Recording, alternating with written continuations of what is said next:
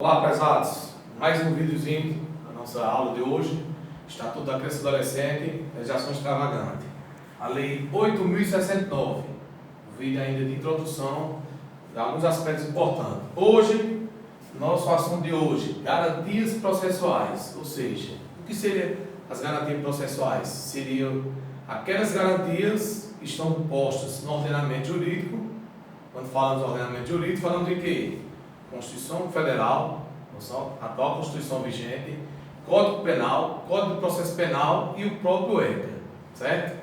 Nosso tema de hoje seria isso.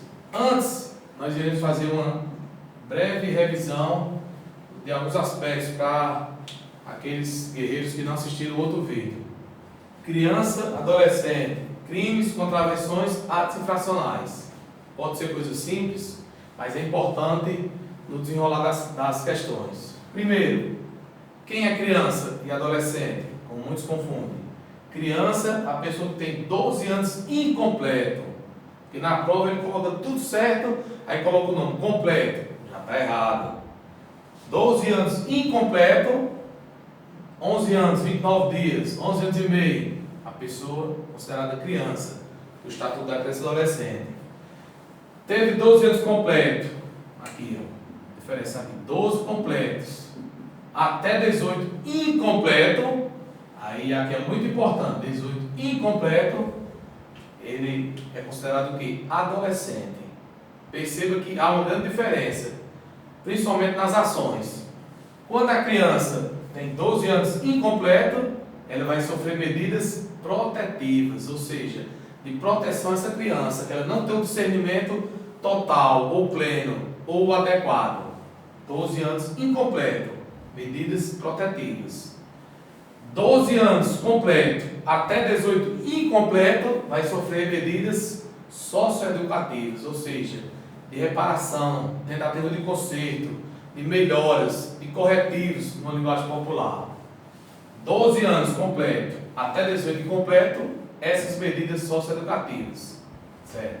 É muito importante porque a gente vê até nos filmes, nos vídeos, nas novelas, aquelas situações, o camarada faz mil e uma coisa errada, na prática, né, como crimes, contravenções e outras coisas, e formalmente esse estatuto é muito brando, é muito light, é muito leve.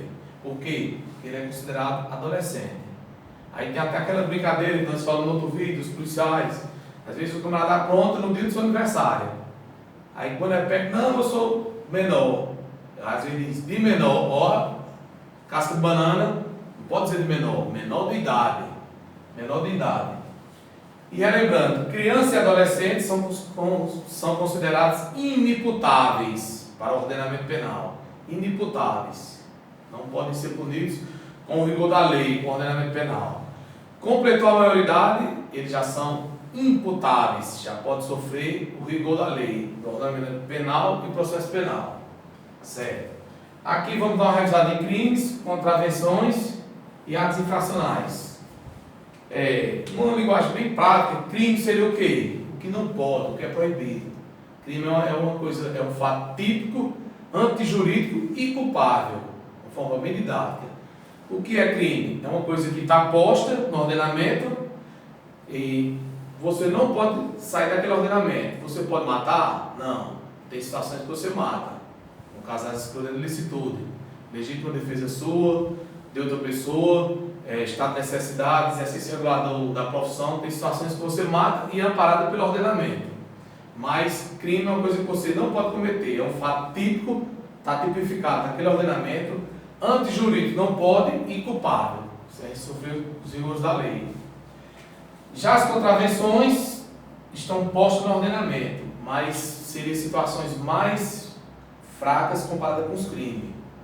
O camarada é pego na rua com arma branca, uma faca, um punhal, um canivete, considerado contravenção. E outros tipos de contravenções que temos. Então, na prática, quem comete crimes e contravenções? Geralmente, na prática e na teoria, são os adultos.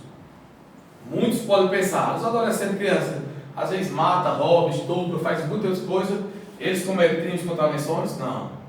Formalmente, por ordenamento, eles cometem atos infracionais, vão ser punidos pela Lei 8.069 do Ordenamento Penal. Embora nós falamos no outro vídeo que tem algumas situações que esse UECA, e a grande maioria dele é aplicado até os 18 anos, mas excepcionalmente aplica o ECA até os 20 anos de idade, 21 anos. Ou seja, o camarada cometeu várias e várias infrações, já foi reincidente em várias coisas, o juizado da infância e adolescência colocou ele lá numa casa de detenção, situação socioeducativa, ele vai passar 2, 3 anos, ele fica até os 21 anos, ele vai ter que cumprir lá. Se ele já tem a maioridade nessa casa e comete um roubo, um assalto, um estupro, uma coisa, quando terminar aquele prazo que ele cumpriu nessa casa de detenção, ou seja, até os 21 anos, ele vai sair dessa lei aqui, desse ordenamento do ECA, que é branco, que é leve, e vai cumprir no ordenamento penal, processo penal, que é mais rigoroso, certo? Pronto, então crianças e adolescentes, por mais que façam coisas erradas na prática, para vocês entenderem, por mais que roube, que eles cometam algum roubo, que eles cometam, como é que diz, violência, lesão, tudo que fizer de errado, para o ordenamento, eles não estão cometendo crimes nem contravenções, apenas cometem atos infracionais, certo? Então, o nosso tema de hoje seria as garantias processuais. Eu separei aqui 2 artigos importantes. O artigo 110 do ECA, que é que ele diz: nenhum adolescente será privado de sua liberdade, sem o devido processo legal. Pronto. A nossa Constituição Federal, que foi promulgada em 5 de outubro de 88, ela garante o quê? Que tudo que você for sofrer, todo tipo de sanção, você tem que ter o devido processo legal, as garantias. O processo não pode ter vícios formais, na linguagem popular, não pode ter irregularidades, não pode sofrer adversidades de uma parte em relação a outras. Então, o devido processo legal tem que ser observado. Não foi observado esse devido processo legal, o processo vai se tornar nulo ou anulável, coisa parecida, dependendo do contexto. Então, o artigo 110 diz isso: nenhum adolescente será privado, ou seja, de sua liberdade sem o devido processo legal. Ou seja, ele não pode ser punido, ele não pode sofrer medidas socioeducativas sem que percorra todo aquele processo. E um detalhe, vamos falar também lá na frente: todo procedimento que é feito com criança e adolescente, para não ter nenhuma ilegalidade, tem que seguir toda a tramitação. Ter os pais, os responsáveis, alguém que ele indique, algum professor, alguém de confiança, membros do conselho tutelar. Se não tiver, não acontece. Às vezes os policiais ficam com raiva, militares, guardas municipais, os cidadãos, quando pega alguma criança cometendo algum ato infracional, fica com raiva porque o delegado não pode fazer esse procedimento sem que haja essas pessoas, essas atribuições. Conselho tutelar, pais responsáveis e quem indicar. E na maioria das vezes, garantia processual também é um advogado. Outro detalhe também, questão de apreensão. Às vezes o pessoal diz: o menor foi preso, o adolescente foi preso. Não. Menores e adolescentes, eles são o quê? Eles sofrem apreensão. Embora que na prática é a mesma coisa. Eles são apreendidos, não são presos.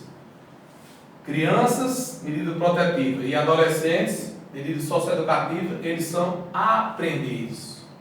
Embora que na prática a gente sabe que é a mesma coisa ser preso, mas na nomenclatura de prova formal, eles sofrem apreensão. Quem comete crime com contravenções são o quê? Os adultos, presos na prática. É diferente, certo? Então o artigo 110 diz isso: esse adolescente não vai ser privado de sua liberdade, ou seja, ele não vai ter sua liberdade tolhida, afastada, ele não vai sofrer nenhuma medida, nenhum ato infracional, nenhuma medida socioeducativa por aquele ato infracional que ele cometeu, sem ter aquela liberdade dele, sem um devido processo legal. Vai ter direito ao advogado, aos pais, conselho tutelar, aquela coisa toda, e passar pelo conselho, pelo juizado da infância e adolescência. Vai ter que passar pelo conselho, todo o seu histórico, e o que você já cometeu, o que você é reincidente, para depois ter a sua liberdade tolhida, tirada. E quem vai determinar isso? As autoridades, no caso juízes, conselho tutelar e juntamente com o parecer do promotor do conselho tutelar, certo? Então o artigo 110 vai garantir isso aí. O artigo 111 do ECA diz o seguinte: são as garantias processuais. O tema só são garantias processuais, mas eu achei importante colocar isso em dois itens. Esse item aqui é muito importante e tem a ver com o 111 também, o 110. Garantias processuais. Pronto. O primeiro, pleno e formal conhecimento do ato infracional. Ou seja, a criança ou adolescente, quando for ter seu procedimento formal, quando for colocado ali no computador, às vezes o pessoal mais antigo, os policiais civis, militares, o pessoal diz quando vai para a máquina, não tem, mas hoje não existe, quando vai para o computador, quando vai ser autuado formalmente, vai ter a formação do processo, ele vai ter que ter todo o conhecimento. Foi que eu fiz de errado? O que foi que eu fiz de ato infracional? Onde foi que eu errei? Onde foi que eu infringi? Quando diz que ele infringiu, está dizendo que ele errou. Pronto. Feita essa formação do processo, sempre pensando nisso. Jamais uma criança ou adolescente pode ter um procedimento formal em delegacia, em hipótese nenhuma, sem ter os pais, sem ter os responsáveis, sem ter alguém que ele indique, sem ter um advogado e outras pessoas, outras autoridades, como juiz, se for um caso extremo, como promotor da juizada da infância e adolescência e outros profissionais. Então, esse primeiro item vai tratar disso. Ele vai ter pleno e formal conhecimento do que ele fez. Você lesionou uma pessoa, você furou uma pessoa, chamada lesão. Você furou uma pessoa e ameaçou. Você sequestrou do popular. E você sequestrou e lesionou uma pessoa. Então ele vai ser citado formalmente, vai ter conhecimento, esclarecimento do que ele está agindo. E vai ter um pai lá, vai ter um responsável, um professor, um advogado, um profissional que vai explicar a ele do que é que ele está sendo punido, do que é que ele está sendo sancionado. O segundo item seria o quê? Igualdade na relação processual, ou seja, não pode haver desigualdade. A criança ou adolescente, ele pode confrontar a vítima, pode confrontar com testemunhas, porque essa igualdade aqui é garantida na Constituição, nos ordenamentos brasileiros. Quando falamos de ordenamento penal, processual, o da Constituição, um dos mais importantes, e esse ordenamento aqui do ECA, dadas as devidas proporções dos contextos. Então, aqui vai existir a produção de provas. A vítima pode dizer, digamos que a vítima tem 1,80 m, 1,90 m, aí chega na delegacia, não gosta daquela criança, não gosta daqueles familiares dele, teve uma situação parecida, 2, 3 adolescentes aprontaram, correram, conseguiram fugir, saíram do local lá, a polícia, a guarda municipal não conseguiu pegar esses outros adolescentes, só foi pego o adolescente X, o menor de todos. Aí imagine, a vítima aqui vai dizer o seguinte: então, o adolescente de 1,50 m, deu na minha cara, empurrou, ameaçou, fez um bocado de coisa, o cara com 1,90 m. Então está havendo o quê? Disparidade. Tem que haver o confronto para quem está falando a verdade e quem não está. Vai dizer, não, a vítima usou vários golpes de artes marciais. Se lá não tem vídeo, não tem testemunha, ele é formado em educação física, em defesa marcial, artes marciais. Então tudo vai haver o confronto. Se a vítima estiver inventando muita coisa, irá prejudicar a criança ou adolescente no caso. E tem situações que a criança ou adolescente às vezes aumenta ou às vezes inventa. E nessa igualdade de relação processual, tanto vítimas como testemunhas podem se confrontar. Confronto de provas. Eu tenho testemunhas. A vítima diz, pegue um adolescente, apesar de ter 1,50 m, gritou, me ameaçou, fez vários movimentos de artes marciais e capoeira e tudo, puxou uma faca que estava no balcão, uma coisa e outra. E aí? Vai ter as imagens do estabelecimento, da rua, testemunha. Então vai haver essa produção de provas, esse confronto entre vítimas e testemunhas. O importante aqui, nessa igualdade de relação processual, a balança não pode só pesar, mas nem para o adolescente, nem para as vítimas, nem para as testemunhas. Todos têm que estarem no mesmo pé de igualdade. O terceiro item das garantias processuais seria o quê? Defesa técnica por advogado. Professor, tem que ser um advogado? Quando falamos de defesa técnica, advogado escrito. Escrita onde? Na Ordem dos Advogados do Brasil, OAB. Vai ter situações que o advogado lá não vai estar com sua carteira, mas ele vai dizer que é advogado, vai lá no sistema. Tem situações que um professor, alguém formado na área, que é bacharel, pode fazer essa defesa, pode assistir. Não vamos confundir. Um profissional, um pai, alguém do conselho tutelar, um professor, um educador, um formador de opinião, um jornalista, pode dar assistência aqui no momento do procedimento. Até porque dizemos que ele não pode ser feito se os pais são os responsáveis, porque um adolescente é criança indique. Mas a defesa técnica, quando fala defesa técnica, tem que ser especificamente quem? Bacharel de direito, advogado. No popular, na prática, o advogado inscrito com sua OAB, na sua seccional. O item 4 seria assistência judiciária gratuita e integral, ou seja, a nossa Constituição Federal, promulgada em 5 de outubro de 1988, ela garante que essa assistência judiciária tem que ser gratuita. O adolescente, a criança, ela não pode sofrer, ter despesas, ter gasto com essa situação. Assistência gratuita e integral, ou seja, se ela não pode pagar um advogado, vai ter o defensor público. Se no caso lá não tiver nenhum advogado na hora de um procedimento, alguma coisa nesse sentido, coisa mais complexa, o juiz vai nomear o advogado dativo, aquele advogado que esteja lá. Porque tem situações que não tem advogado defensor público no fórum, numa audiência. Então o juiz nomeia qualquer advogado que esteja no fórum, chamado de advogado dativo.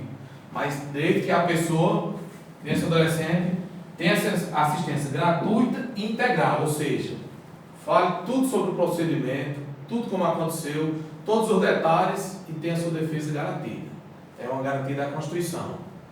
Isso é feito perante quem? As autoridades, delegado, membros do Conselho Tutelar, juiz da infância e adolescência, colocamos aqui delegado, MP, Ministério Público, pais e responsáveis, ou seja, dadas as devidas proporções, as devidas conjunturas, tem que ter a presença dessas pessoas, dessas autoridades. Senão, o procedimento torna-se inválido. O item 5, ouvido pelas autoridades. Pronto, é uma garantia processual também. Às vezes o adolescente, ele tem medo de conversar com os pais, o padrasto, o responsável, ou não conta toda a situação, inventa, ou maqueia uma situação. Às vezes confia no professor, num curso, professor regular de sua escola, alguém que ele tenha mais afinidade. E entre todos os profissionais, existe o que eles têm mais confiança, em termos gerais, que cai muito em prova. Chama-se os assistentes sociais. É onde esses profissionais têm mais confiança. Não é que não tenha nos outros, mas nesses eles têm mais confiança. Porque os assistentes sociais, eles buscam o quê?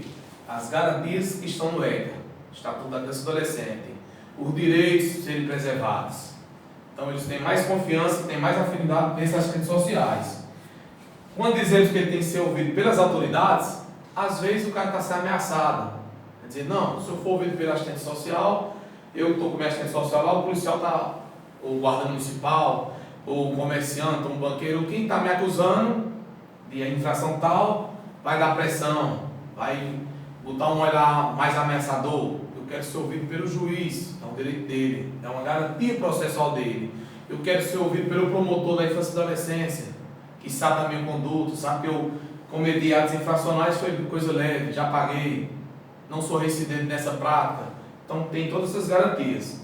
Sem falar no Conselho Tutelar, em todos os procedimentos o Conselho Tutelar está presente.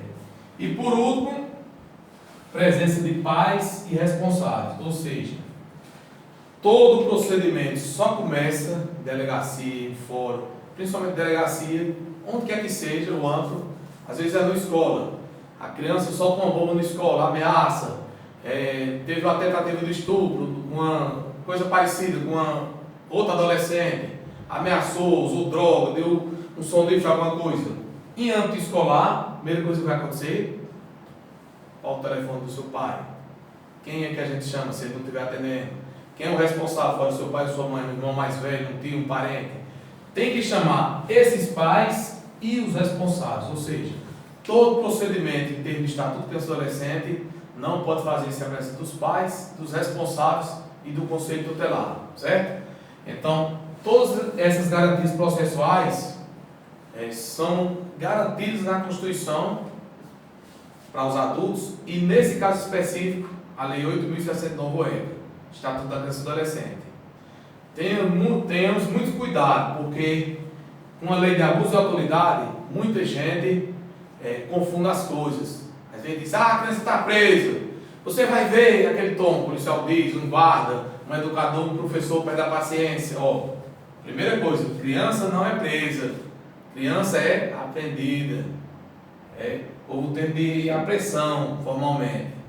Então tem que ter muito cuidado, tem que preservar todos os seus direitos, todas as suas garantias para que vocês, todos os profissionais, professores, guardas municipais, policiais, educadores, responsáveis, não infringem nenhum artigo, nenhuma coisa desse Estatuto da Criança e do Adolescente, porque senão vão sofrer os rigores da lei baseado no Estatuto da Criança e do Adolescente, do Código Penal, do Código de Processo Penal, da própria Constituição e da Lei de Abuso de Autoridade, certo? Aquele detalhe, não adianta tentar, tem que desenrolar. Professor Fernandes, até a próxima.